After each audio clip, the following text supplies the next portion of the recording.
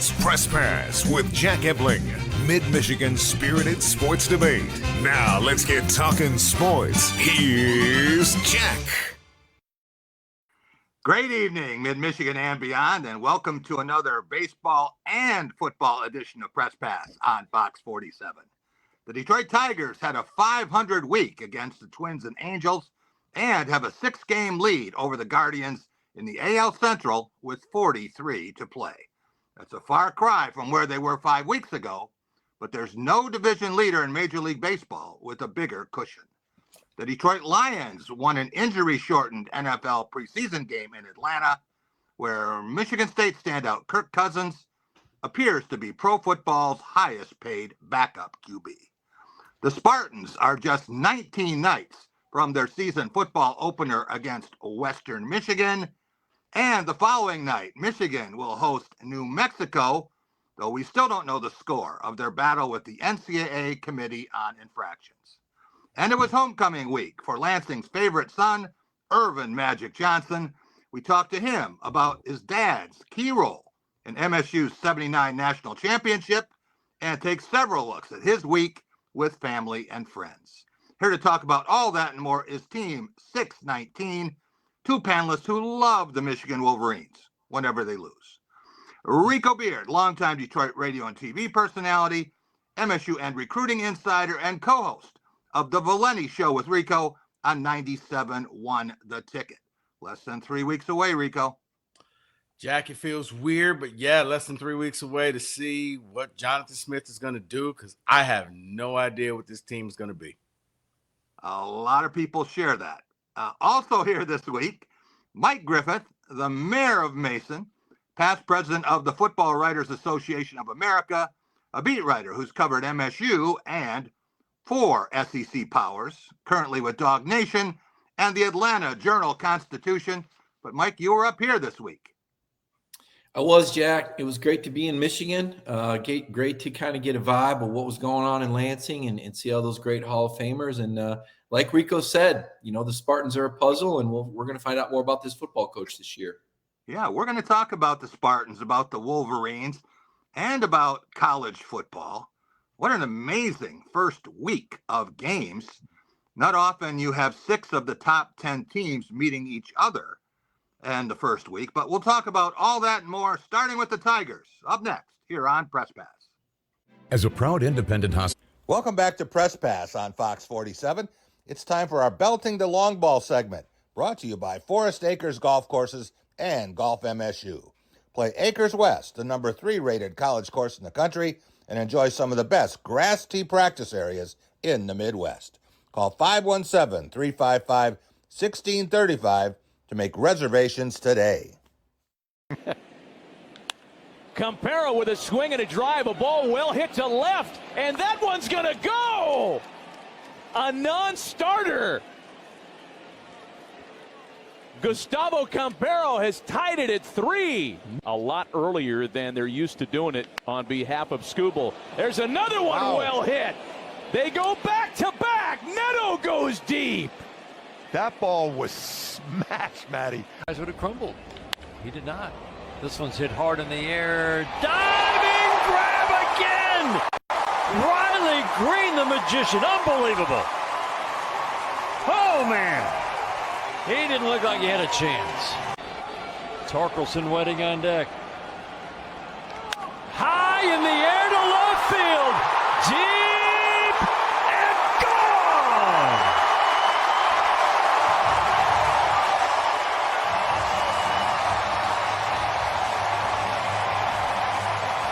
First home run of the year for Matt Vierling. Gives the Tigers a lead in the 8th. The Angels announce team completely stunned that their team could hit back-to-back home runs off Tarek Skubal. Then you see Riley Green. He's not doing it at the plate. He is doing it in the field. And Matt Vierling in a pinch-hitting role coming in and getting maybe the most important hit of the season for the Tigers. Mike, Detroit survived a rough start Friday and made the most of a perfect pinch-hitting move. A lot of people were saying, why would A.J. Hinch bat Vierling for Kerry Carpenter? He didn't want to go lefty against lefty, and that's the result, a 6-5 win.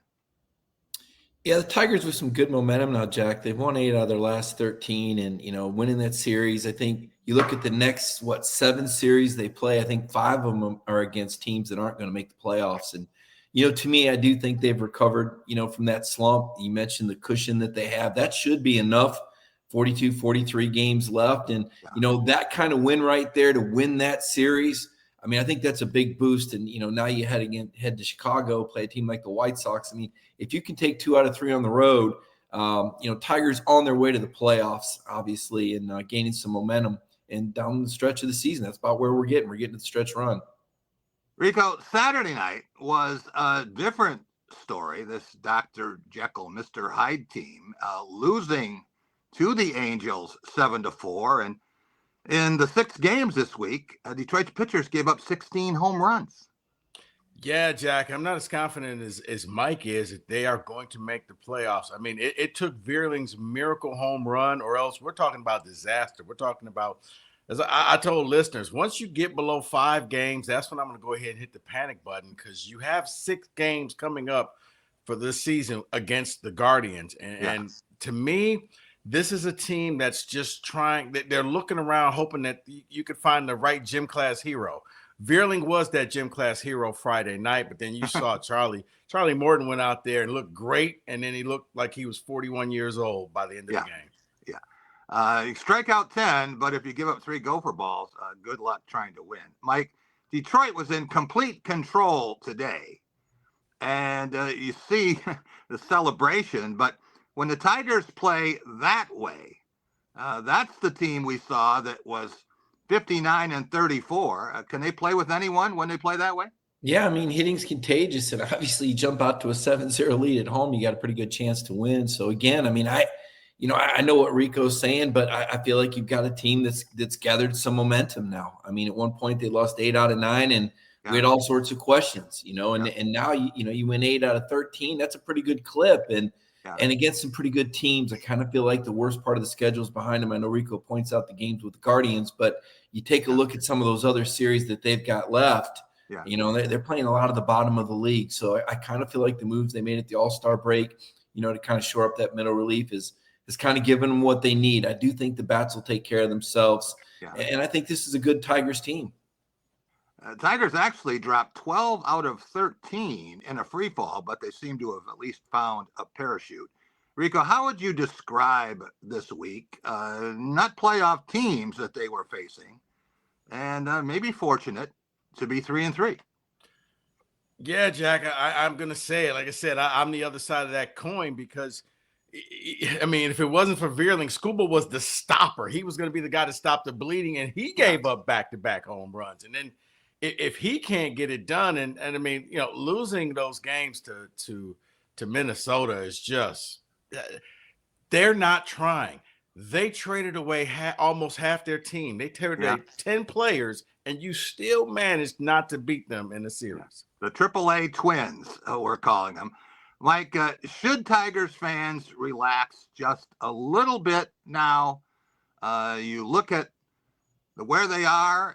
Again, no team has a bigger lead than the Tigers, but of the 6 division leaders, Detroit has the second fewest walks and has the most strikeouts of any division leader. Well, you can dive into those metrics and make them seem whatever you want them to seem. But again, you're talking about 43 or 42 games left in a 6-game lead. I don't think relax is the right word, though.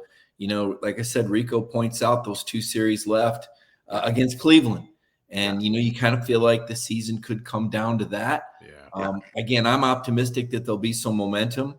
Detroit's a city that's hungry from winners. I think there's a good culture there. And, I don't think all is lost from the good feelings of the early part of the season. And I think there's a feeling, that they've weathered the storm. I was talking about, post All-Star break, but if you want to carry over pre-All-Star break, but relax, that's not the right word, but I would have. I don't want the players to relax, Mike, but I want the fans to crawl in off the ledge. Guarded optimism, Jack. So many of them are prepared to jump. Rico, what about the week ahead? As you look at 7 games here in the division, all on the road, what's a good week for Detroit? Honestly, Jack, a good week for Detroit is 5-2. Those are two bottom feeding. We don't really give a damn. The season can't get over soon enough for us teams.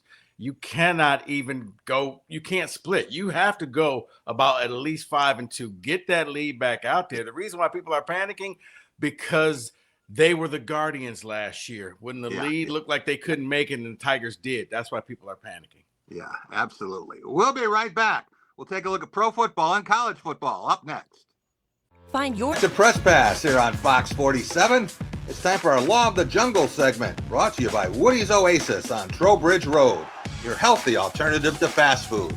Eat Woody's and live longer. Stop and see Chuck, Delita, and their terrific staff for the best in Mediterranean food. That's why I'm there every week. Red Reynolds now in the backfield here on 3rd and 2.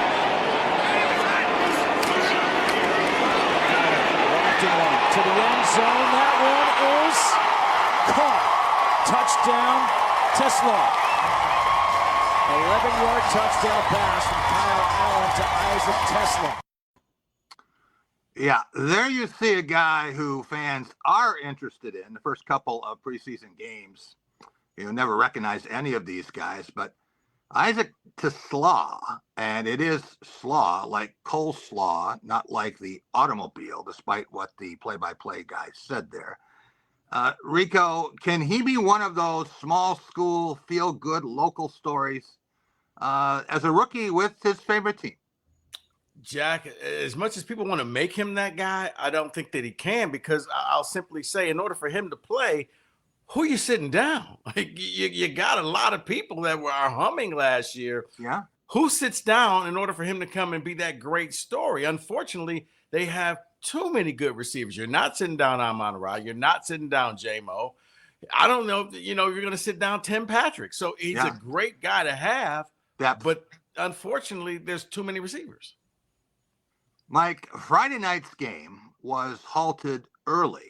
A very scary injury with the Lions ahead 17-10. The teams agreed to stop right there. What's the scariest injury you've ever seen in all the teams you've covered? Oh gosh, Jack, it's hard to pick that out right off the top of my head. But I can tell you, obviously, that was a scary injury, and it was a football play. Obviously, Morris Norris has since said that he's okay. Good news there. I don't agree with not finishing the game. I don't.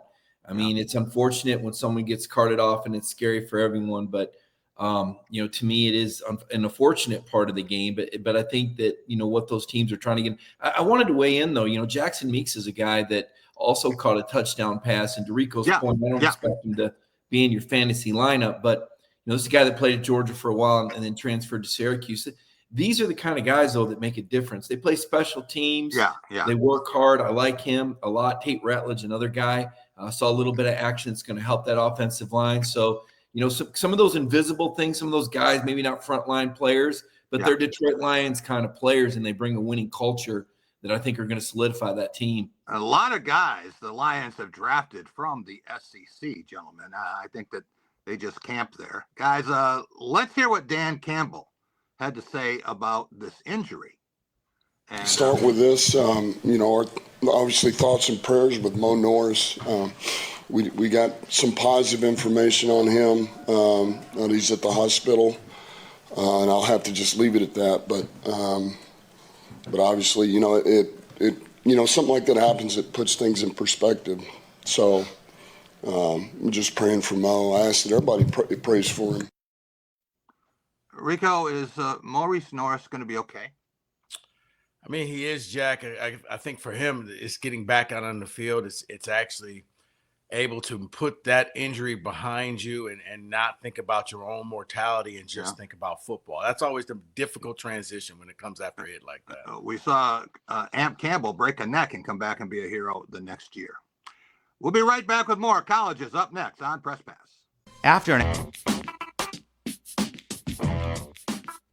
Welcome back to Press Pass here on Fox 47. It's time for our Going Green segment, brought to you by Graf Chevrolet and Graf Nissan on West Grand River in Okemos. With 108 years in the automobile business, they'll take great care of you, as they have on all 8 of my leases and purchases. For new or used vehicles or great service, go green, go Graf. then you go play.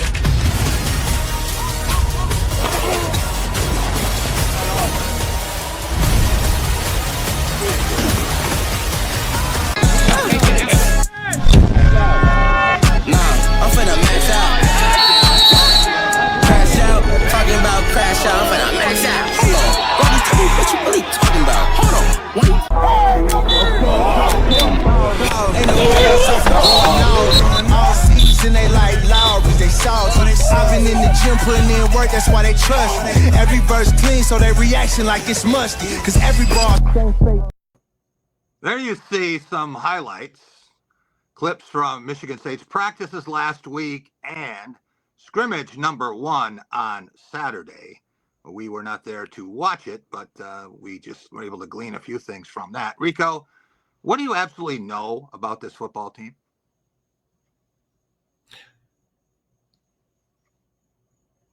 Jack, only thing I know is they open up the season on a Friday night against Western Michigan. Aiden Childs, the quarterback, and Nick Marsh has potential of being a special wide receiver. Other than that, I have no idea.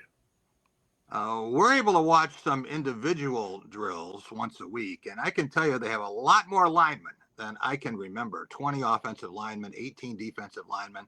They look more like a Big Ten team. That doesn't mean they're going to win a lot more games. Mike, what do you make of Aiden Childs? At one point, Nick Saban said that he could be a dark horse Heisman candidate. He can make all the big plays, but he has to stop making the bad ones.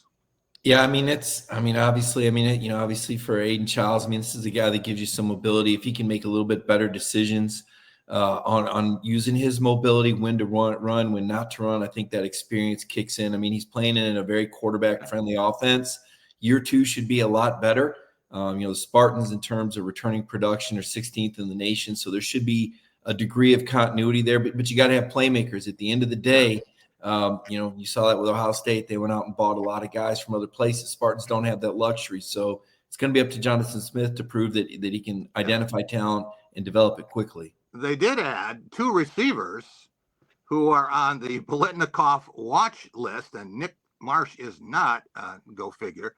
Mike, taking a look at the Spartans' schedule, maybe the best thing is they don't play Oregon and Ohio State 6 nights apart. They do have Michigan and Penn State, probably their 2 toughest games, both at home. But looking at these road tests at USC, at Nebraska, Indiana, at Minnesota, and in Iowa City, how many of those games can Michigan State win? Jack, I like to break this down into segments. I don't think you look past Boston College. That's a must win. You got to come out of that 3-0, that first 3 game stretch. You want to get one of those road games at USC or at Nebraska. You want to beat UCLA at home. Of course, they got Nico Imalava now that transferred from Tennessee. Bruins, a bit of a mystery. And Indiana, Michigan. Obviously, to me, that's the crux of the season. That's going to determine, to me, whether this is a successful season or not. Penn State kind of got to write that one off. That's a pretty talented team. Yeah. Rico, for a lot of fans, one game there counts 3 or 4 or more. And I think if you went around the state, you could win a lot of bets about Michigan State being 10-7 in this series in the last 17 matchups. You probably could, Jack. It's because for the last 5 of the last 7 years, Michigan has won the game, and during that time period, they made it to the Final Four. They won the Big Ten. They haven't won a national title, even though they cheated. They still won a national title. So for State fans, you got to win this game because Michigan fans have been, and the players have been chirping off so much. Exactly. Jonathan Smith has to win this game. Yeah. Guys, let's take a look at how some Wolverines see this year's game in East Lansing. It's at Lil Bro Stadium this year. Lil Bro in them, man. Who's Lil Bro? Michigan State. Y'all say that name. They know who they is. Lil Bro in East Lansing. We'll East Lansing. You know what I'm saying? Go to Lil Bro crib in East Lansing. Pop out. It's going to be a good time. Feel me? Same thing as Norman. Turn that Maize green. And blue only. We don't. Hold on.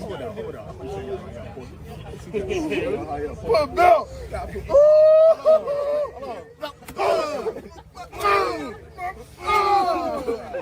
Belt onto their behind, gang.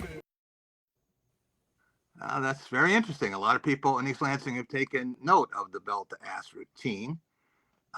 Rico, let's take a look at last year's matchup. I was telling Mike that Michigan State dominated in almost every department, but to the difference in penalties, Michigan, not a single penalty. Can you imagine that? And yeah, there's a shocker. Their offensive line hasn't had a penalty called on them in the last 5 years. But... And turnover-free ball, Michigan State also missed a 25-yard field goal and still had a chance, if it didn't get 2 penalties on that last drive, to tie it, send it into overtime. What do you remember about that game, Rico?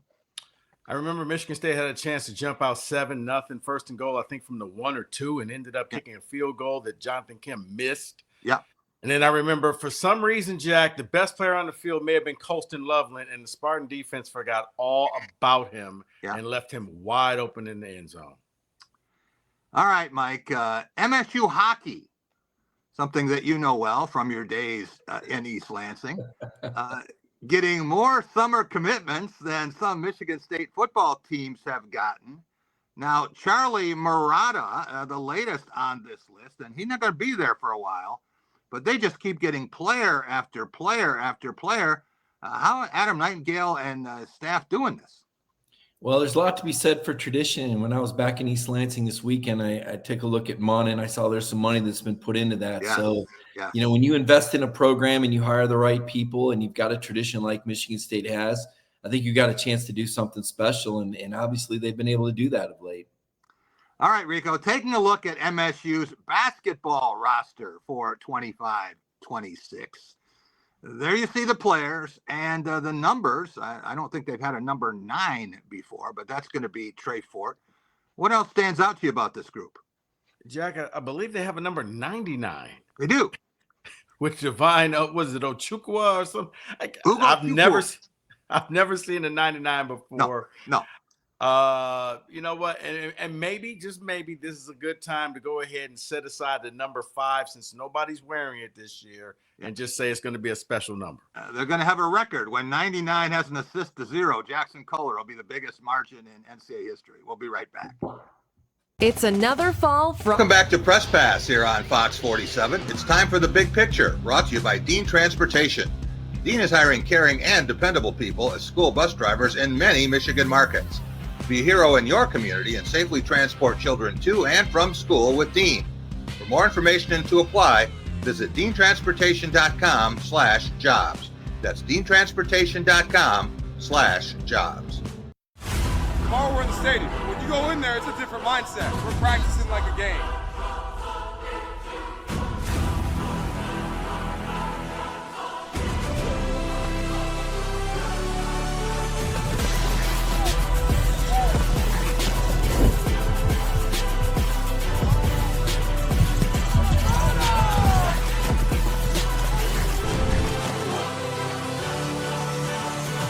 One, two, three. That's the latest hype video from Ann Arbor, including some scenes from their first scrimmage.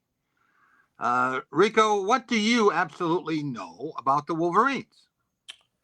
Jack, the only thing I think I know about the Wolverines is they're going to be heavily relying upon true freshman Bryce Underwood to step in there and basically jumpstart this offense, because other than that, they've kind of kept everything very close to the vest, but all their quarterbacks are falling apart, and all they have is Bryce Underwood, and I've yet to hear a report of any other receiver catching the ball from anybody else other than Bryce.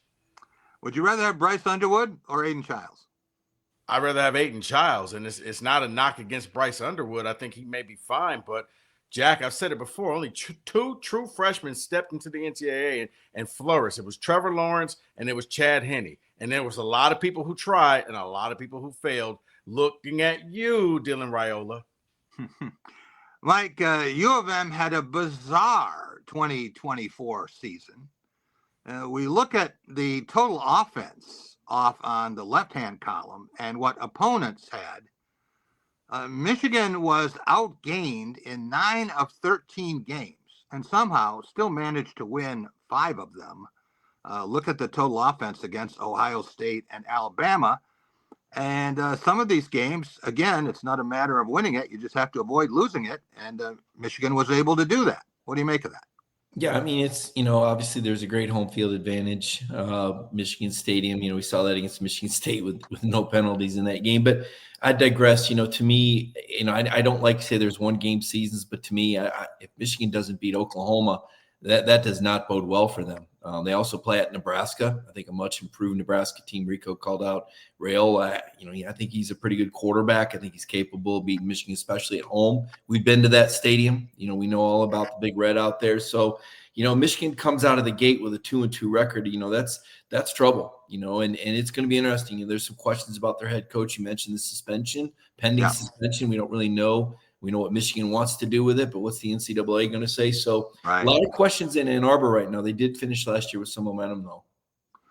Mike, we don't know how this is going to play out, but we do know what the schedule shows and how many games here may be up for grabs. It's a pretty soft schedule other than the Ohio State game. Some people think that they could go through and be 11-0 at this point. Vegas started out with 8.5 wins, and because of all the action on Michigan, already gone up to 9.5. Yeah, to me, that's easy money. I see a lot of 50-50 games, I think they're going to lose at Oklahoma. Nebraska's a 50-50 game. Let's see what Wisconsin does early on. They play at Alabama. Let's find out about Luke Fickell. I think he's a pretty good coach. I don't know what he's got to work with. And USC is a bit of a wild card with Lincoln Riley. I think they've acquired some good guys through the portal. So I don't think Michigan's a safe bet at all. They do hold the Ohio State card. That's one thing that has the Wolverines feeling good about last season. They beat the Buckeyes and beat a dilapidated Alabama team in a bowl game, and it was poor weather. But still, it's momentum, and the brand does matter, and the home field matters there a lot too. Rico, what are you hearing about the Committee on Infractions? Not as much what we're going to hear, but when are we going to hear it? Jack, from what I'm hearing, it could happen anytime starting tomorrow into the beginning of the season. The next, probably, like I said, the next 15 to 17 days are when you're going to hear something happening. All right. You think that Michigan's going to be happy with what they hear? Honestly, I don't know. It's Michigan. It's a brand. So somehow I feel like that the committee's just going to slap them on the wrist. But if that happens, that's when if I'm Ohio State, Penn State, Georgia, Alabama, I just start cheating because I'll use the apples to apples comparison. Michigan got away with it. Why can't we? Mike, taking a look at the top 10 teams in the coaches poll, we don't have the AP poll yet, but looking at this list, who's a little high and who isn't getting the respect it deserves? Well, I mean, a lot of these teams play some really good games early on and play one another. We talked about that early schedule. LSU plays Clemson. Ohio State plays Texas. Right. To me, teams look about where they should be right now. I like that poll a lot. I think Oregon's a bit of a sleeper this year. All right. Let's take a look at those three games you mentioned, Mike. And I can't remember a better week one, certainly nothing like this in late August. Pre-Labor Day, you have 6 of the top 10 teams in action. Who wins those games, Mike? Wow. Arch Manning on the road against Ohio State quarterback questions. That's a toss up. Clemson. I mean, they're all 50-50 games, Jack. I don't have a deep voice on any of them. All right. We'll be right back. Spending a lot of time with Magic Johnson this week. We'll be right back. Back to Press Pass on Fox 47. It's time for Just North of Amazing, brought to you by One North Kitchen and Bar in Jackson, Lansing, and East Lansing. Welcome to a world of great flavors and a great place to have fun. Do your taste buds a favor and stop at any One North for a wonderful time. They'd love to see your smiling face. I go back to one thing with your dad, and your dad to me will always be Mr. Johnson. Yeah. But I remember a story he told me one time about after your first year at Michigan State. This had been 1978, and you just had that loss to Kentucky in the Elite Eight, and you had a chance to go. You could have been a Kansas City King. I think you had the letter ready to mail, and you didn't mail it. But when the Kings approached you and they told you what you were going to get, seemed like a lot of money at the time, and you were excited, and your dad grabbed you and hauled you outside and said, "You've been poor your whole life, right?" You can be poor one more year. And that's a true story too, Jack. So we fly down to Kansas City. We meet with Joel Ackelson, the general manager of Kansas City Kings at that time. And he says, Urban, I want to offer you $200,000 a year for 6 years. And I said, oh my goodness, okay, that's a lot of money. I'm all excited, right, Jack? You know, I'm thinking, man, this is pretty good. So my father says, time out. In the middle of the meeting, time out. And he grabs me, walks me outside in the hallway, said, Junior, you've been poor for 18 years. You could be poor one more year. You're going back to school. Hey, Jack, I said, yes, sir. That was the happiest day of Judd Heathcote's life. Exactly. Went back to school. You know what? I wasn't ready mentally or physically. And then my father knew that.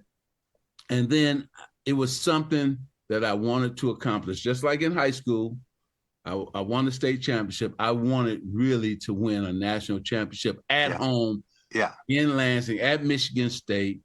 And I've been a Spartan my whole life as a kid. Mr. and Mrs. Dart used to take me to Michigan State basketball. Yes. I was a little kid. Jim and Greta. That's right. And so that's all I knew, right? And so, but I wanted to win the championship. And we were so close. We figured that Kentucky beat us and they won the national championship, but we gave them the best game. That's right. We lost by 3 points. So that's right. We figured I had a great chance to win, and sure enough, we end up doing it, and doing it in style too. Yes. There'll never be a combination, I think, probably in the Big Ten like Greg and I. What a combination. And then to have Jay Vincent, I can only imagine if Jay was healthy, what we really did to everybody. Yeah. That's Irvin Magic Johnson, the one and only. There's no one like him, and telling the story about how close he came to leaving Michigan State after his freshman year. And his dad intervened, and the rest is history. But when Irv is around, a lot of big things happen. And this was one of those weeks from the time he got here. And of course, he had the 90th birthday party for his mother Thursday. Christine Johnson honored, a gospel themed show at Breslin Center. Then Saturday was the Irvin Johnson Sr. car and truck show at Union Missionary Baptist Church in South Lansing. That was a big event. And when you think about all of the people who showed up, incredible. 220 cars and trucks on display. I don't know where they would have fit anymore. But let's take a look at some of the vehicles here. And they went from the classic sports car to some that really souped up, people walking around, milling around. Tom Izzo was there, just checking everything out. And then they had awards and competitions. Quite the show. And if you are a car buff, as Irvin Sr. and Irvin Jr. are, it was the perfect day for you. Irvin, E, Junebug, Magic, whatever you called them, they were all there yesterday, all wrapped up in the same person. Let's take a look. Let's go. Here, your phone. Oh, wait, I got it. Thanks, sir. All right, here we go. All right, turn around. Switch right quick. You can just look at it. All right, thank you. There was another purpose yesterday, and Irv did more than just pose for photos and sign autographs. It raised some money for law enforcement in Lansing. You see a shot of him with some of the officers, so grateful. His good friend James Stokes, events organizer there on the left.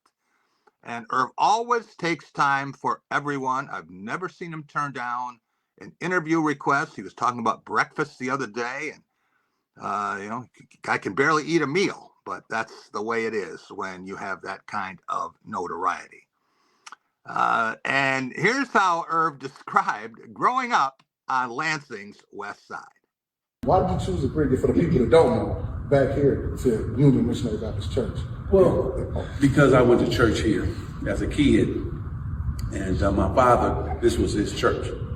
And so my father loved Union, and he loved coming here. I mean, he would stay all Sunday too, you know. And then he was prayer. He was involved in singing in the choir. I mean, my father loved his church. So I think that we couldn't do it any place else. But it was up to the pastor too. And so I think that with him and his vision that he has for not only the church, but for the community. And then working with the two organizations too. So we can just do some good, right? I'm all about doing good, all about making sure that I can inspire some of these young people, and hopefully they can reach their goals and dreams, and let them know education is the key. The Lansing Promise, last year I gave $1 million to the Lansing Promise. And so, you know, when I think about, you know, the kids that we send into community colleges, to all the colleges in the state of Michigan, these kids in Lansing and the Lansing area get a chance to go to college. You know, so it takes a burden off their parents that we are helping them go. And that's, listen, I'm not standing here without Joe Ferguson, Greg Eaton, all, you know, all the people who allowed me to talk to them about business and about life. And then this church, I was sitting in the same place. They used to have a balcony. Okay. So James and I, we would go up in the balcony and sit in the balcony. And James' mother was one of the ushers. So she made sure we were quiet, make sure we were behaving the right way. And so, so I remember it like it was yesterday. My mother always said, you can do anything you want, but on Sunday you better be in church. Amen. It's two things we had to do on Sunday: be at church and then always be at home for the family dinner. So it's a blessing. Some people are just raised right, and I think that describes Irvin pretty well. But the greatest thing about a guy with a record 17 championship rings is he never forgets. He never forgets the people in mid-Michigan that he knew. He never forgets Michigan State University. He remembers games, events, names, all of those things. There he is with James Stokes on the left, and their buddy Dino on the right. And they told the story of how they used to be the Temptations. And they would stand on the street corner, and they would sing, and Herb had all that background stuff worked out. We'll be right back with our weekly awards up next. At the David. Back to Press Pass on Fox 47. It's time for our Cool and Smooth segment, brought to you by 5 great Culver's locations in mid-Michigan: Okemos North and South, North Lansing, West Lansing, and DeWitt. Since 1984, Culver's has been delighting guests one meal at a time with scrumptious Butterburgers and premium frozen custard. Swing through any Culver's drive-thru and grab your fresh favorites. That's Culver's. Welcome to Delicious. There you see the program for the 49th Annual Greater Lansing Area Sports Hall of Fame induction ceremony. That was Thursday night at the Lansing Center, and another distinguished class. You see 8 honorees there and 2 teams. A lot of St. John's representation there with Casey Rost and Beth Swears from Red Wings basketball. And then you see Carlton Valentine and Lauren H. Both wore 45 for Michigan State, as did Lauren's dad, Matthew H. and Denzel Valentine, co-national player of the year in 2016. All right. Gentlemen, who has been as cool and smooth as a Culver's mid-avalanche this week? Rico Beard, let's start with you and our play of the week. Jack, I think the play of the week is very simple because it's a play that I think helped Tigers fans regain their sanity, and it's Matt Vierling's 3-run bomb in the bottom of the 8th inning. Scuba had just been rocked, and the Tigers end up winning that game. So I'm going to give it to Matt Vierling and his 3-run homer in the 8th. All right, that's a good one, I think. Mike Griffith, what about our team of the week? What do you have? Well, Jack, I think you were part of that team. I thought the Greater Lansing Area Sports Hall of Fame Selection Committee really outdid themselves. The great Steve Madlow was one of the guys. I really enjoyed his presentation, former East Lansing and Michigan State football player that played in the NFL. Very inspirational speech from him. And Carlton Valentine, definitely overdue. Good to see him in there. Good to see Denzel at the ceremony. And that Okemos girls basketball team from 1981, they got up there. They all sounded like they were running Fortune 500 companies. Really says a lot for that community. Of course, Williamston Wrestling. I mean, what a season 1999 was. So great job by you and the selection committee. Once again, an outstanding presentation. Really enjoyed being there. All right, gentlemen, I will finish up with our players of the week, and we have to recognize Jen Powell, an odd spelling of that name, but she is the first female major league umpire, yesterday at first base and today behind the plate. And how about Spartan standouts? We're talking about Brooke Bierman. There you see Brooke at the U.S. Women's Amateur Championship at Bandon Dunes in Oregon. And her dad, Bill, caddied for her there. Made it all the way through the finals. That match is in progress as we speak. So congratulations to Brooke for getting all the way to the final pairing for the Amateur National Championship of her nation. Gentlemen, thanks so much for joining us. Rico Beard and Mike Griffith, Jack Ebling saying, have a great week, everyone.